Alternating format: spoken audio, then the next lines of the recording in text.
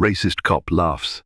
After arresting black teen until the courtroom footage exposes him. A grey drizzle cloaked the streets of Philadelphia when 17-year-old Malcolm Green sprinted toward the bus stop, his backpack sagging with heavy textbooks. He never imagined that a simple dash through the rain would change his life. The moment the police cruiser rounded the corner, its lights reflecting like grim confetti on the wet pavement, Malcolm felt a jolt of dread. Officer Darren Willis emerged, a cynical grin twisting his lips. Within minutes, the teen found himself cuffed, humiliated, and tossed in the back seat of a squad car, while the cops' taunting laughter echoed off the concrete. Little did they both know, hidden cameras would soon reveal a deep injustice that no one could ignore. Malcolm Green was, by all accounts, a determined student. A junior at Franklin High School, he juggled rigorous AP classes with part-time hours at a local grocery store. Raised by a single mother, LaToya Green, who worked 2 jobs, Malcolm understood the value of discipline and grit. He planned to attend Temple University someday, hoping to major in mechanical engineering.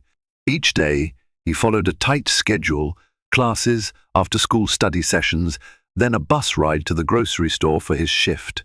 The routine rarely varied. That early evening, though, a dull sheet of rain blanketed Philadelphia. Grey clouds hung low, turning the city's streets into a shimmering maze of puddles. Malcolm's last tutoring session ran late, so he dashed out of Franklin High with only minutes to spare before the bus arrived. If he missed it, he'd be late for work, and it was his 3rd warning from the store manager for tardiness. That small detail was enough to make him bolt down Walnut Street, his worn sneakers splashing water across the sidewalk. Despite the grim weather, Malcolm felt a strange thrill in the run. Something about the damp air and the adrenaline rush of racing time. He clutched his backpack straps and pushed on, heart hammering. He could already see the bus stop's small canopy in the distance, a flickering street lamp above it. I might make it, he thought, breath ragged. But life had other plans. Abruptly, red and blue lights strobed at the end of the block. A Philadelphia police cruiser swung into view, splashing water as it screeched to the curb. Uncertain if the officers were responding to an emergency or if they noticed him running, Malcolm slowed his pace. The rational part of his mind told him to keep going. He hadn't done anything wrong. Yet a chill pricked his gut. He'd heard stories of innocent people stopped under flimsy pretenses. Sure enough, the cruiser's passenger window rolled down and a stern voice barked, "Hey, kid! Stop right there!" Heart pounding, Malcolm glanced around, uncertain if they meant him. A swirl of alarm crawled under his skin. Why are they stopping me, he wondered. And in that moment, the entire course of his evening and life took a sharp, nightmarish turn. Officer Darren Willis stepped out of the cruiser, boots splashing on the wet asphalt. He was tall, broad-shouldered, and wore a permanent sneer that hardened his features. The Philadelphia Police Department's badge glinted on his chest. Another officer, junior in rank, stayed behind the wheel, engine idling. Malcolm stood by the bus stop, confusion etched on his face, water trickling down his jacket collar. "You!" Willis shouted, jabbing a finger in Malcolm's direction. "Why are you running like you just robbed someone?" Malcolm's stomach lurched. The question reeked of accusation. I'm late for work. The bus is coming." He pointed to the stop's schedule taped to the plexiglass. A rational explanation, he thought. Just answer politely. No sudden moves. Willis stalked closer, flashlight in hand, though dusk hadn't fully descended. "How about some ID, kid?" Malcolm's mind whirled. He wasn't carrying his driver's license. He didn't own a car, but he had his school ID. He gently slid his backpack off, unzipped the side pocket. "Sure, officer, I have my school card here." The officer slapped a hand on Malcolm's shoulder, spinning him around roughly. Malcolm nearly lost his footing on the slick concrete. "What's in the bag?" Willis demanded. "I see you rummaging. You hiding something?" "No, it's just my books," Malcolm stammered, heart clenching. "I told you, I'm a student at Franklin High." The second officer peered through the cruiser's open window, but said nothing. The tension in the air felt thick, precarious. Malcolm realized passers-by were giving wide berth, eyes down, afraid to intervene. Without warning, Willis snatched the backpack, rummaging through it. Textbooks, a half-eaten granola bar, and a water bottle tumbled onto the sidewalk. "Nothing but junk," the officer grunted, tossing the bag aside. Malcolm fought the urge to protest. Fear pressed in. What if this escalated? Willis then began patting Malcolm down, ignoring the teen's shaky attempts to explain he was innocent. "Let's see if you're clean," the cop muttered, searching pockets. The entire fiasco felt surreal. Malcolm tried to keep still, recalling every cautionary tale his mother had told him. "Keep your voice down. Don't resist. Comply." But inside, panic flared. "I did nothing wrong." Behind them, the bus screeched to a halt at the corner, then continued on, ignoring the scene. Malcolm watched it pull away, a hollow pit forming in his stomach. He was going to be late. But that was the least of his worries now. The pat-down produced nothing, no weapons, no stolen property, just a handful of crumpled dollar bills for bus fare. Officer Willis clicked his tongue in annoyance. "Running like that, you sure you're not on something?" He sneered, leaning uncomfortably close. Malcolm's pulse thundered. "No, sir. I never touch drugs. I told you I was just late for work at the grocery store." A mocking grin spread across Willis's face. "He's got no ID except a cheap plastic school card. Could be a fake name." He turned toward the cruiser. "Hey, Diaz," he called to his partner. "I'm bringing him in. Might be a suspect in that convenience store theft on Walnut last week." Malcolm's eyes widened. "I don't know anything about that store. I wasn't there." Fear spiked. "He's just making up reasons." He recalled a local news snippet about a robbery suspect, but the suspect's description didn't match Malcolm at all. "Is he scapegoating me?" Willis yanked Malcolm's wrists behind his back, snapping on the handcuffs with a sharp click. The teen gasped at the metal biting into his skin. A swirl of dread enveloped him. "I can't go to jail. I've never been in trouble." He tried to speak up, to reason, but words tangled in his throat.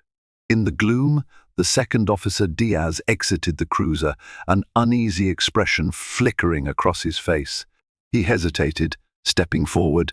Sir, maybe we should run his name through the system first?"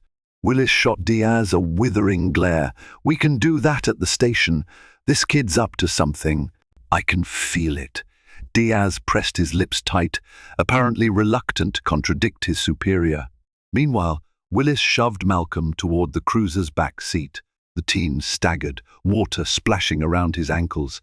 "Come on, boy, in you go," the cop growled, pushing with an unnecessary force that sent Malcolm's shoulder slamming into the frame. Despite the stinging pain and the cold rain drenching him, Malcolm mustered a protest. I'm innocent. Please, let me call my mum." "She can." "Shut it," Willis snapped, slamming the door. He stood in the drizzle, a twisted smile ghosting over his face, as if savoring the moment.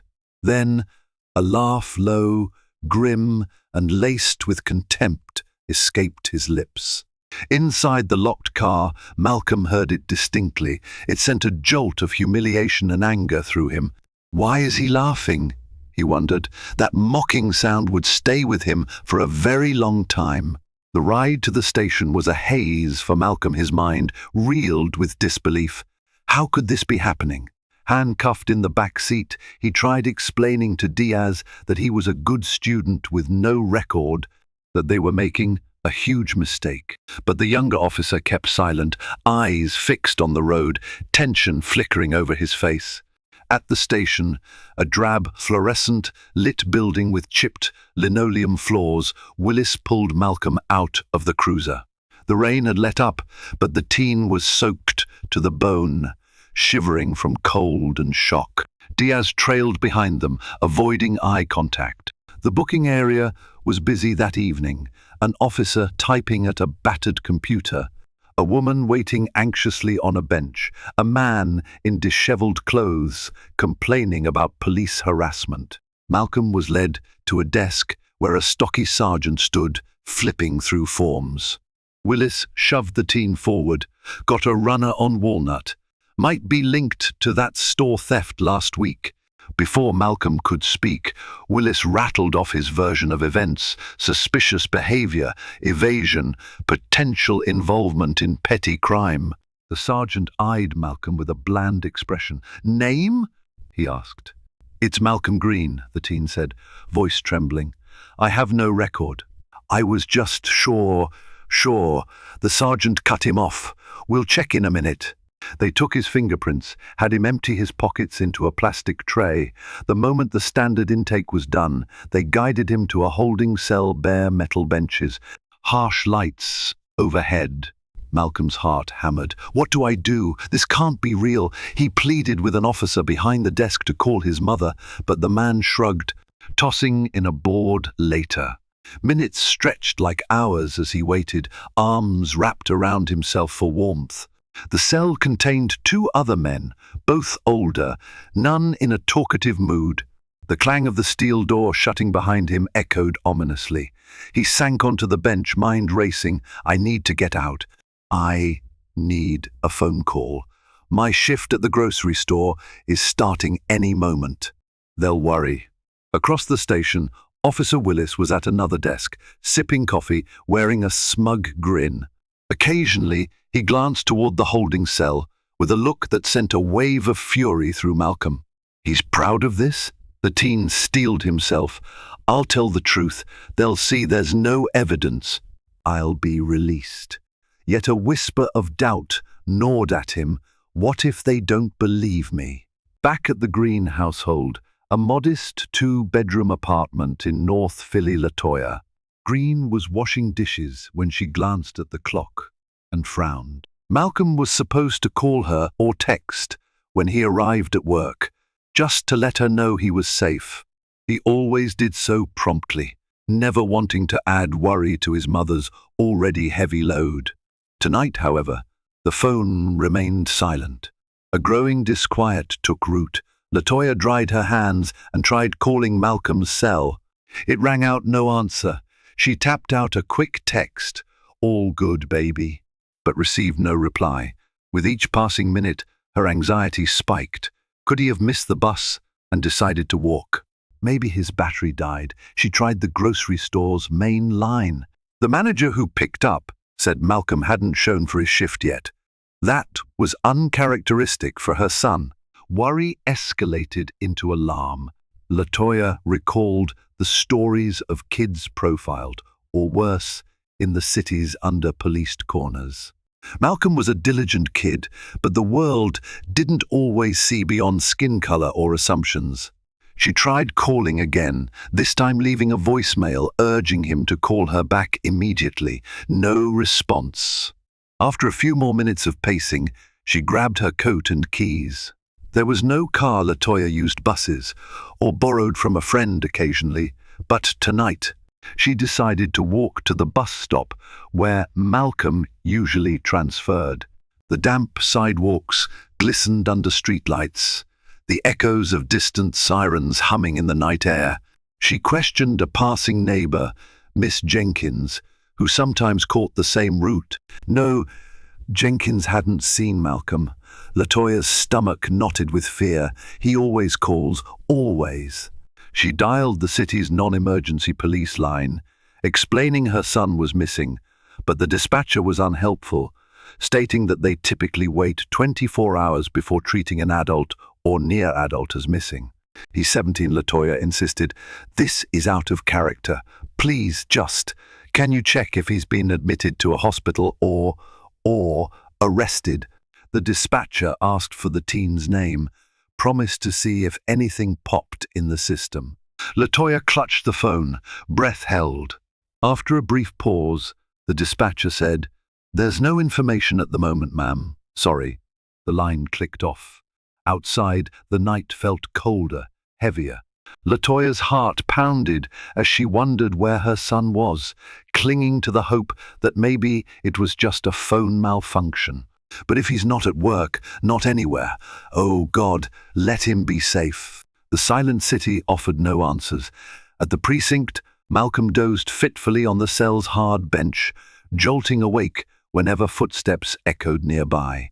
Finally, after midnight, an officer approached the bars and motioned for him to come out. The teen stumbled up, nerves rattling. He was escorted into a small interrogation room with dull walls, a single fluorescent flickering overhead. Seated at a battered metal table was a detective, mid-40s, hair graying at the temples. Officer Willis stood off to the side, arms folded, wearing that same smirk. The detective introduced himself as Detective Eric Callahan. He didn't have the abrasive demeanor of Willis, but he radiated skepticism. "All right, Malcolm," Callahan began, flipping through a file. "You've been booked for suspicion of petty theft and resisting arrest." He scanned the pages. "And possibly loitering with intent. The convenience store owner's pressing charges, claiming you match the suspect's description from last week." Malcolm's eyes flared. "What? That's not true. I've never stolen from anywhere. I wasn't even near that store last week. I was at school or home or work." Emotions churned: fear, anger, disbelief. Willis snorted from the corner. "Sure, kid." That store had a witness describe a skinny teenage boy in a dark hoodie. "You're a skinny teenage boy in a dark hoodie." Case closed. "Plenty of kids wear dark hoodies." Malcolm shot back, voice wavering with frustration. He turned to the detective, trying to remain calm. "Check any security footage. I have an alibi. I work at the grocery store on 20 Street. I have shift records. My manager can confirm." Callahan leaned forward, expression guarded. "We'll be verifying that. If your story checks out, you might be out soon. But if you're lying..." He left the threat hanging. Malcolm swallowed hard, desperation seizing him. "I'm not lying." He glanced at Willis, who smirked openly, as if enjoying the teen's distress. For a flicker of a second, Malcolm recalled the policeman's low laugh outside the cruiser, that hateful noise that suggested he viewed this entire fiasco as some twisted game. "All right," Callahan said. "We'll see." He scribbled a note. "You'll likely have to appear in front of a judge in the morning. Until then, you're staying here." Malcolm felt the crushing weight of injustice. "So I'm being held overnight for something I didn't do."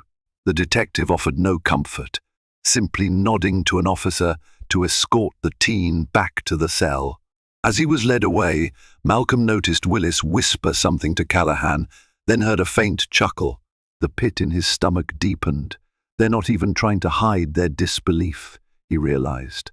"I just hope the truth emerges before it ruins my life." Dawn arrived, with pale light seeping into the police station windows.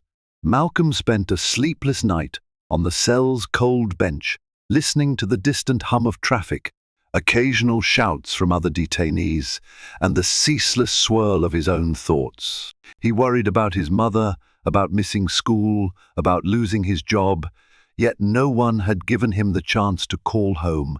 Finally, an officer older, with a faint kindness in his eyes, approached the cell around 6 a.m. "Kid, you get one call," he said. "Make it quick."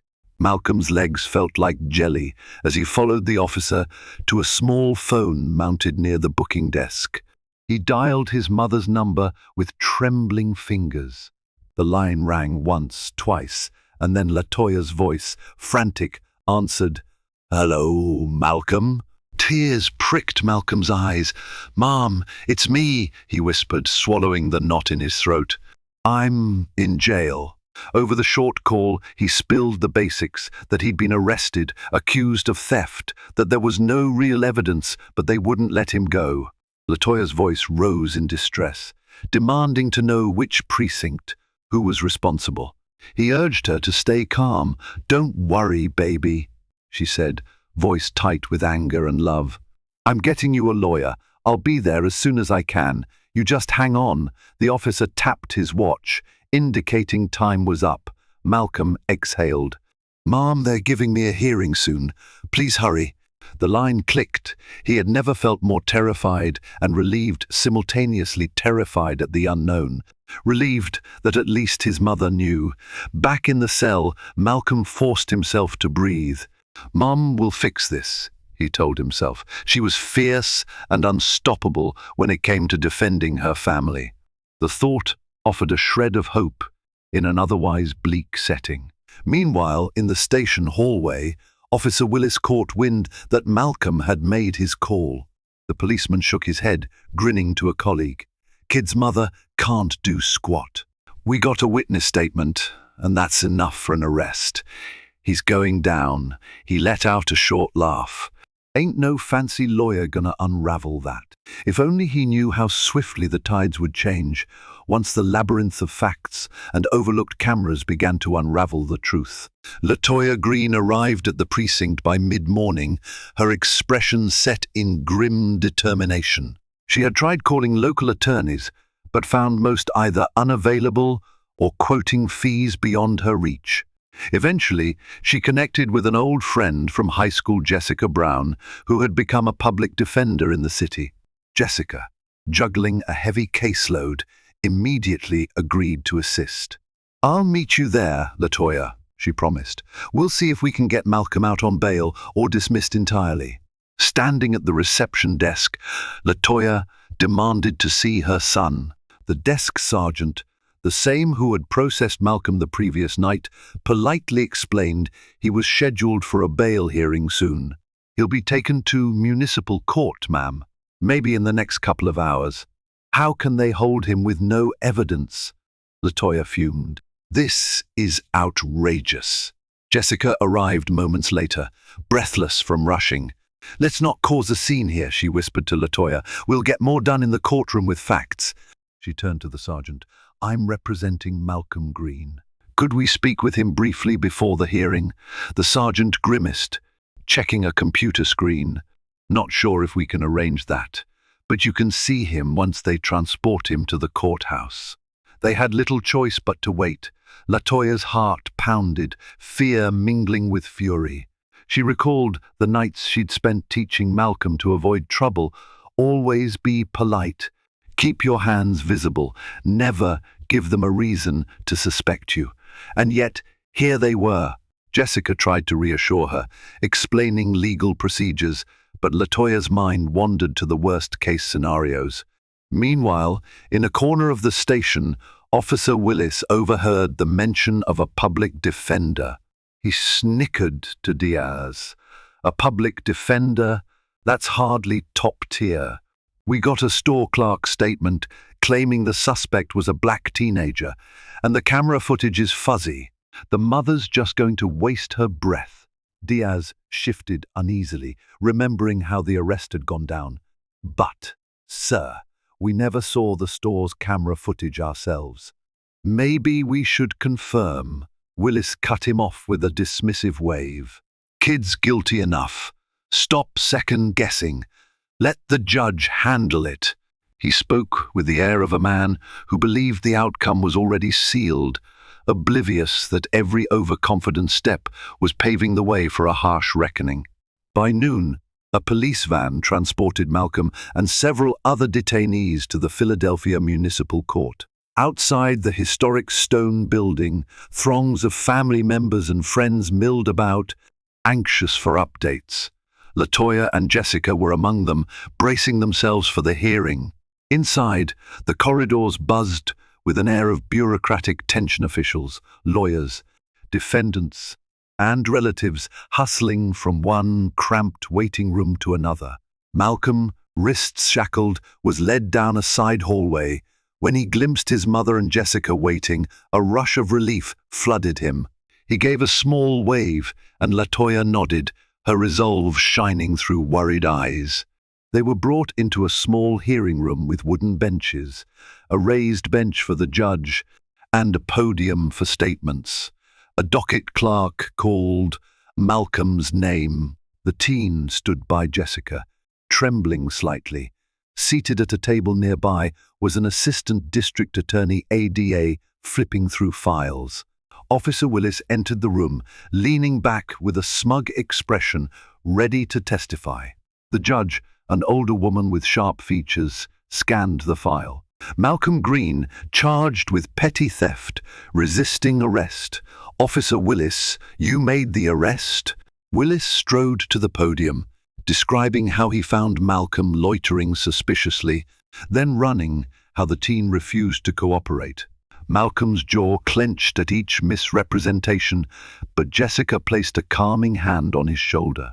When the judge asked if there was conclusive evidence linking Malcolm to the store theft, the ADA admitted it was circumstantial. The store clerk identified the thief as a black teen wearing a hoodie, but the security footage is grainy. Jessica cleared her throat. Your Honor, my client is an honor student with no prior record. He was simply trying to catch a bus. The theft suspect's description is vague. Also, we have multiple witnesses who can confirm Malcolm's schedule that day. He was either in class or at home. The judge frowned at the ADA, annoyance creeping into her voice. Is there any probable cause beyond a superficial match of clothing? Officer Willis interjected. He was running, ma'am. He definitely seemed guilty, and he physically resisted. Jessica retorted, my client states he never resisted. He was forcibly detained. If anything, it's an unlawful arrest. Her voice grew firm. We request immediate dismissal of these baseless charges, or at least that he be released on recognizance. The judge pursed her lips, deliberating. I want to see that store's camera footage, she said. We'll schedule a next hearing soon. For now, bail is set at a minimal amount. If that's posted, the defendant can go home pending trial. A wave of relief washed over LaToya. She could scrounge up the bail money, hopefully. But the judge's demand for footage hinted that the real truth might soon come to light, and in a very public manner. Within the hour, LaToya managed to scrape together the modest bail. Jessica handled the paperwork, ensuring Malcolm could walk out of the courthouse that same afternoon, instead of languishing in a cell. The teen emerged from the holding area, eyes weary, wrists still bearing faint red marks from the cuffs. His mother rushed forward to embrace him, tears glistening. He clung to her, relief mingling with the sting of humiliation. Jessica guided them outside, away from the press of the building's foyer.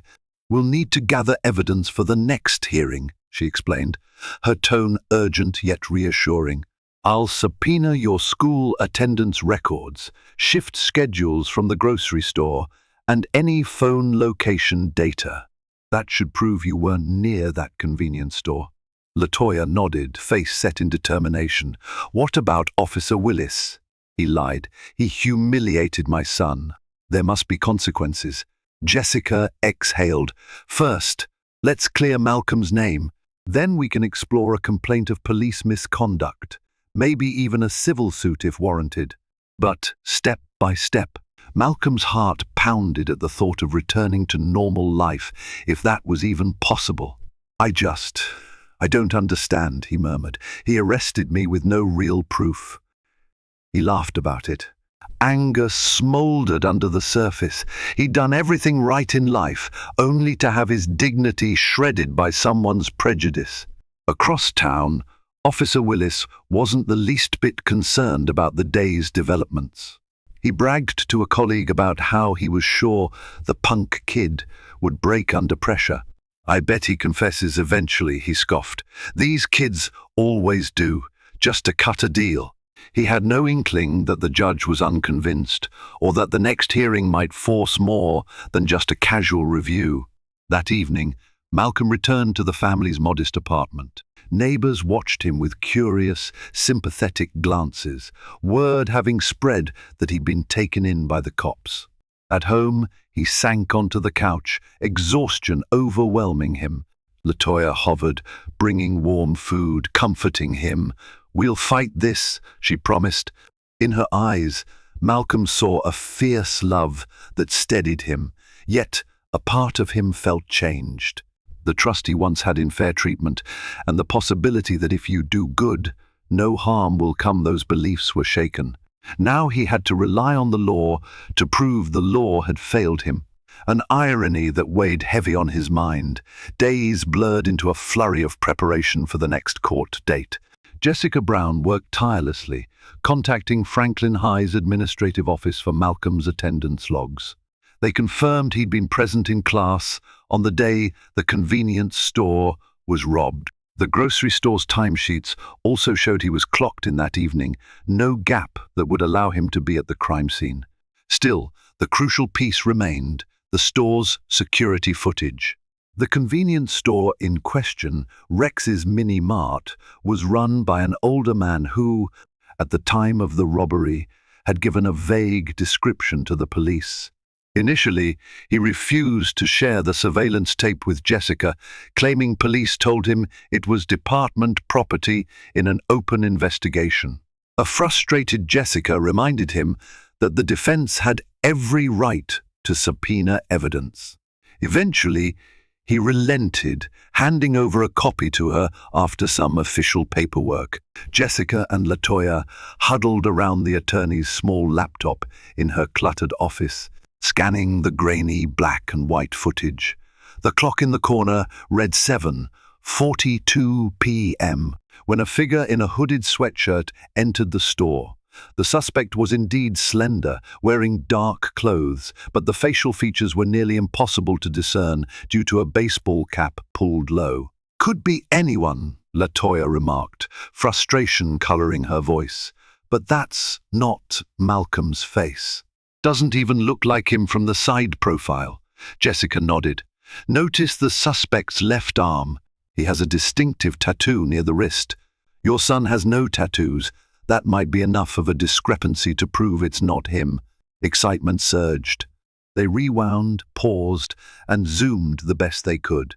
Indeed, a small design, maybe a star or scribble, was visible on the suspect's left forearm. A wave of relief swept over Latoya. "This can clear him," she thought. She texted Malcolm to update him, wanting her son to know they'd found a detail that might exonerate him. Meanwhile, unknown to them, Officer Willis had avoided thoroughly reviewing the footage. In his arrogance, he assumed a generic match was enough. He had no idea that a tiny, easily overlooked clue like a faint tattoo could unravel his entire case. Even so, the best was yet to come, for the real bombshell footage from another angle remained undisclosed, locked in a place Willis never expected. The next court hearing arrived with a buzz of anticipation. Latoya, Malcolm, and Jessica took their seats near the front. The judge, the same sharp-eyed woman, presided. The ADA from the previous session stood, accompanied by Officer Willis, who looked confident. Sergeant Diaz sat in the gallery, shifting uneasily. Jessica began by presenting the new evidence, Malcolm's rock-solid alibi and the convenience store footage showing the suspect's left forearm tattoo. "My client doesn't have any tattoos whatsoever," she declared. "Not on his arm, nowhere. He's also proven to be in class and at work that day. Clearly, the suspect is someone else." The judge peered at the images Jessica submitted. "ADA, do you have a response?" The ADA glanced at Willis, who muttered something under his breath. We have no direct evidence contradicting that," the prosecutor admitted. "Officer Willis claims the teen acted suspicious, but we have no definitive proof linking him to the store theft." The judge's brow furrowed. "Then why, officer, did you arrest him on suspicion? Was there any additional footage or statements from the store clerk explicitly identifying Malcolm as the thief?" Willis cleared his throat, face reddening slightly. The clerk said it was a black teen in a hoodie. He pointed to a yearbook photo of someone who looked like him, maybe. The clerk wasn't entirely sure, but it matched enough for probable cause. Skepticism flared in the judge's eyes. That's extremely thin. Did you even check the store's interior camera angles thoroughly? Any vantage that might show the suspect's face more clearly? The ADA coughed. We have the standard angle from behind the register, plus one from the side, but it's quite dark. Jessica seized this moment. Your Honor, we actually requested all camera angles from Rex's Mini-Mart. They provided just one angle initially, but I have reason to believe there's a second angle that might show the suspect's face and possibly confirm the presence of a tattoo more clearly. We haven't seen it yet. A twinge of panic flickered over Willis's features.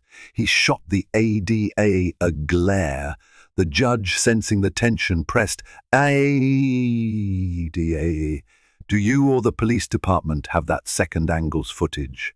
The ADA fumbled in his briefcase, came up empty. Not with me. I wasn't aware it was distinct from the first.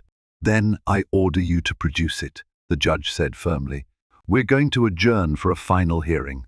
Bring the second angle. If it conclusively shows that Mr. Green isn't the robber, I expect these charges to be dropped. Understood? Malcolm exhaled a shaky breath. A flicker of hope kindled in his chest.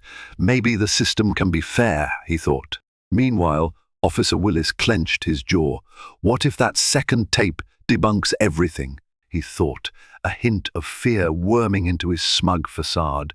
Outside the courtroom, the ADA scolded Willis for not disclosing the second camera angle.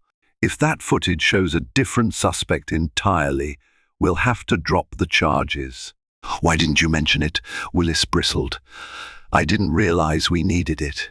The clerk told me the footage was unclear. Why waste time? The ADA shot him a cold look. You're treading on thin ice, officer. If it turns out you withheld exculpatory evidence, that's serious misconduct. With that warning, the ADA stormed off to contact the store clerk. Willis felt a pang of desperation.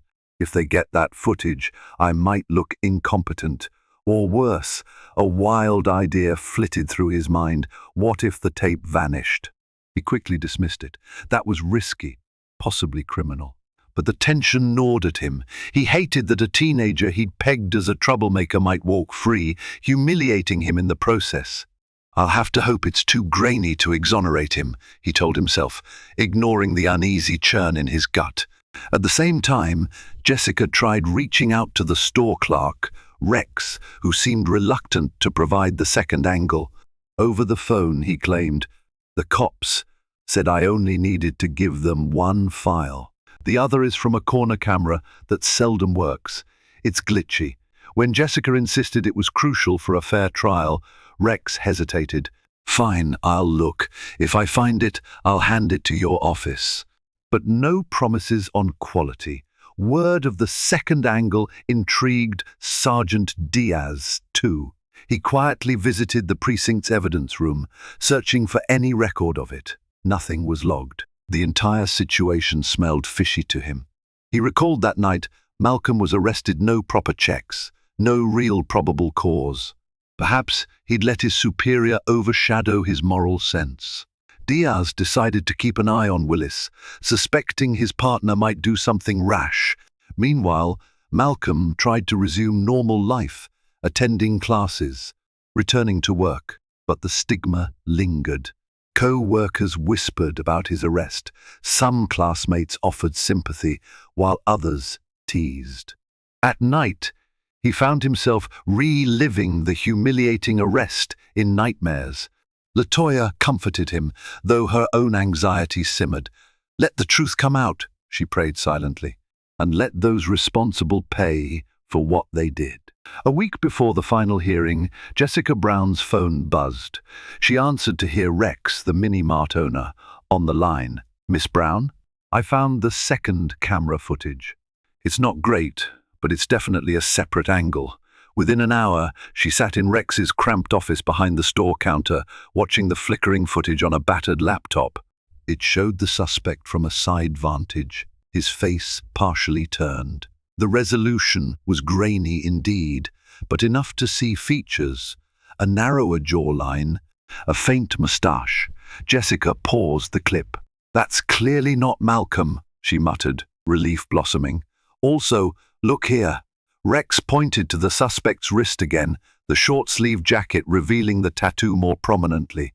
"He's got the same star or cross shape. Your client definitely doesn't have that."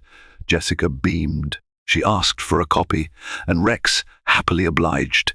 He seemed apologetic for the confusion. "I told Officer Willis we had this, but he said it was too dark to matter," Rex admitted. "Maybe he just didn't want to bother, or I don't know." With the file safely on her thumb drive, Jessica hurried back to her office, calling Latoya en route with the good news. "We've got him cleared, basically," she said. "Once the judge sees this, they can't possibly proceed with the charges. We'll petition to dismiss everything and maybe push for an apology or more." That evening, Jessica invited Malcolm and Latoya to review the second footage on her larger monitor. Malcolm watched in silent awe as the suspect's partial face turned, revealing a distinct difference in complexion, bone structure, and the tattoo. Despite the poor clarity, it was undeniable that the robber was not him. "Mom, that's it," Malcolm said, voice trembling with relief. "They can't keep me under suspicion now." Latoya clasped her son's hand, eyes wet with gratitude, but beneath that gratitude lay a fierce anger. Officer Willis had access to this and ignored it. He was so eager to scapegoat you. She turned to Jessica. "We must ensure the department knows how their officer behaved. He can't just do this to other kids." Jessica nodded firmly. "Let's first exonerate Malcolm. Then we'll address accountability. The final hearing is next week, and we'll blow this case wide open." A sense of justice sparked in the room, an electric hope. The countdown to the hearing had begun, and with it, the promise of clarity and comeuppance. The final hearing day arrived with a swirl of anticipation.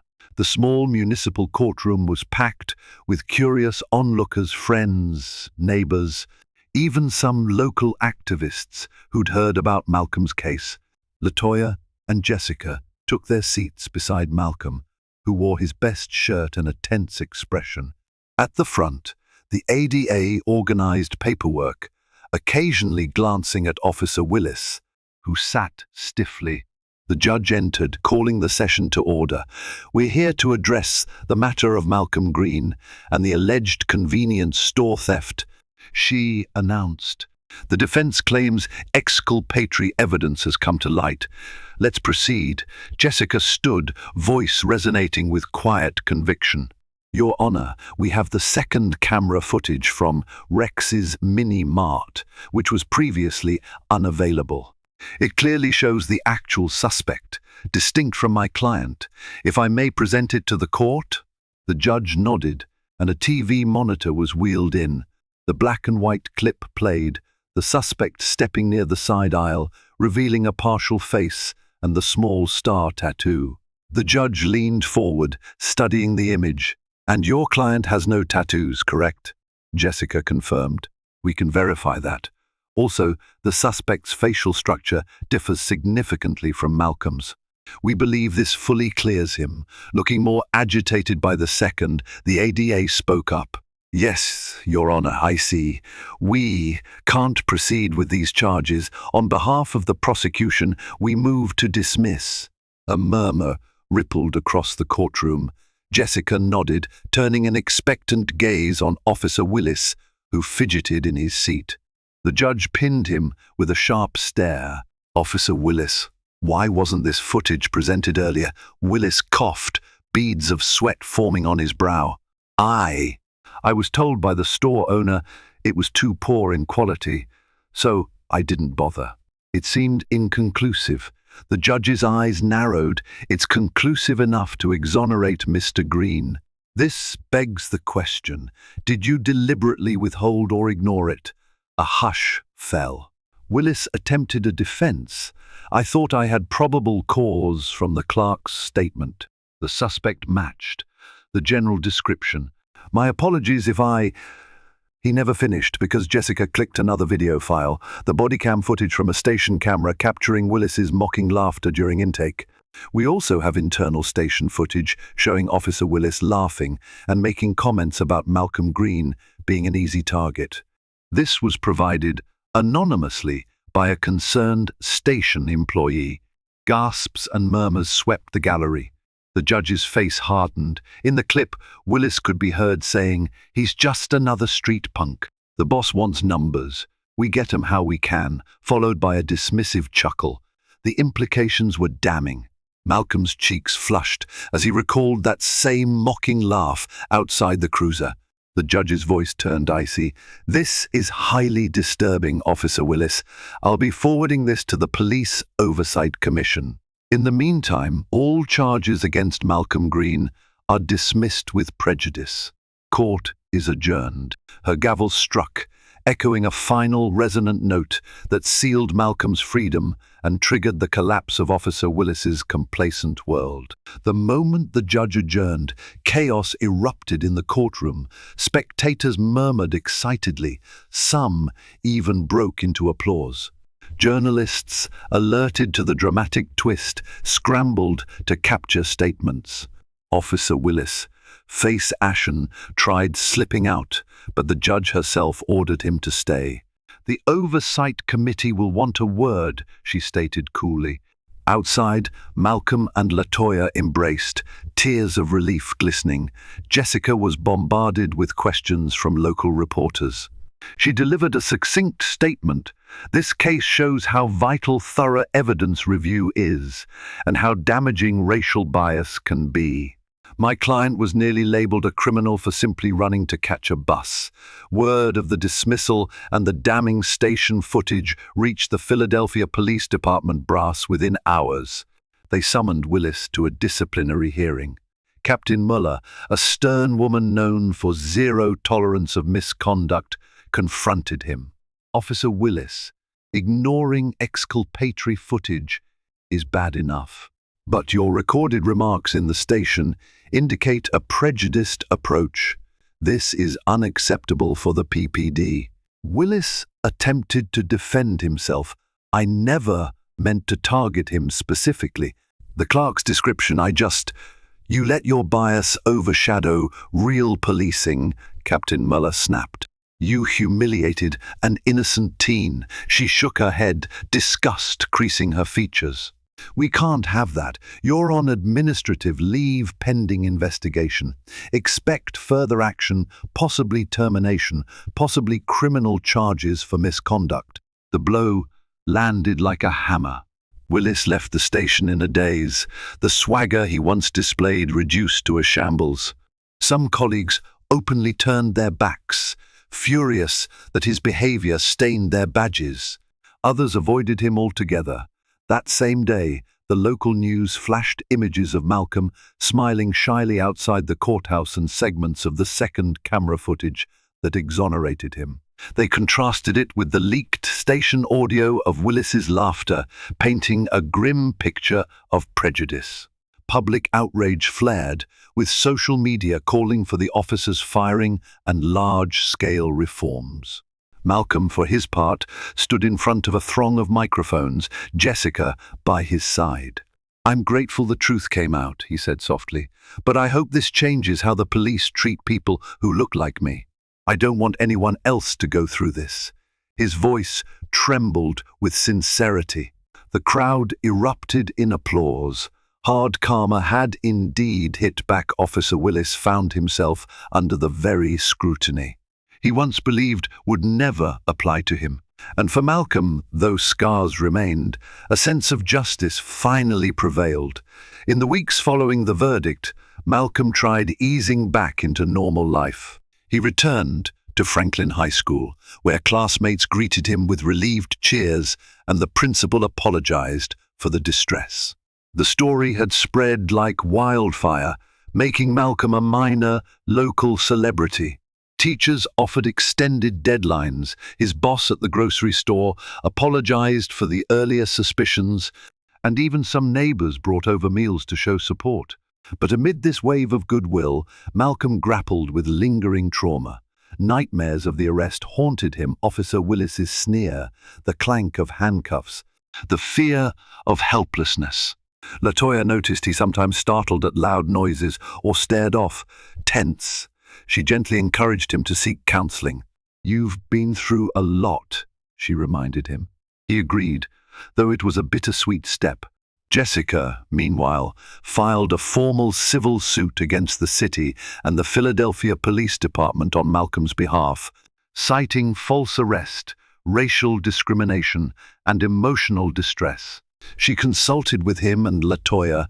This could take months or even years, but it's worth pursuing, not just for compensation, but to set a precedent.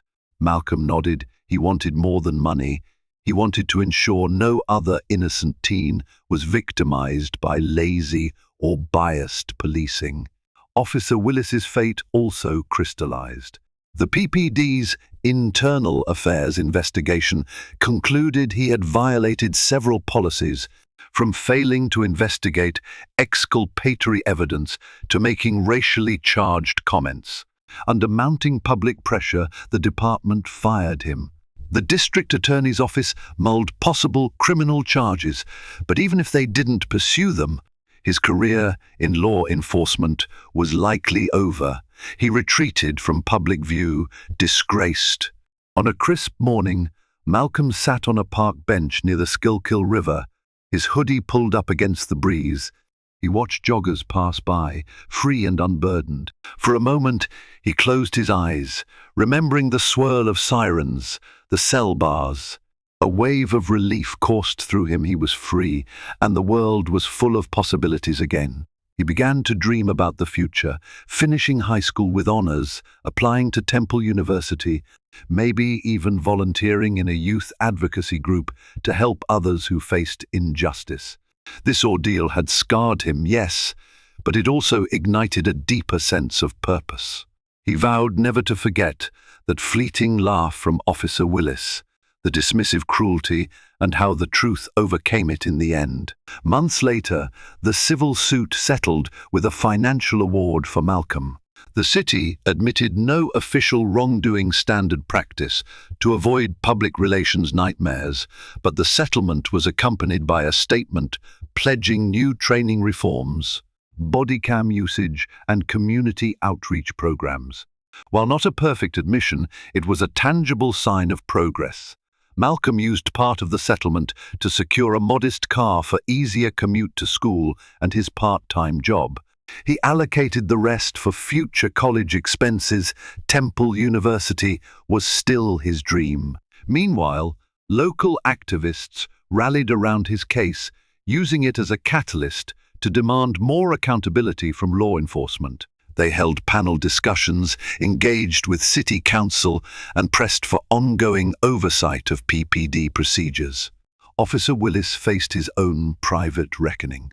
Unemployed, shunned by some relatives who felt he tarnished the family name, he'd become a cautionary tale in local policing circles, a man undone by arrogance, prejudice, and negligence.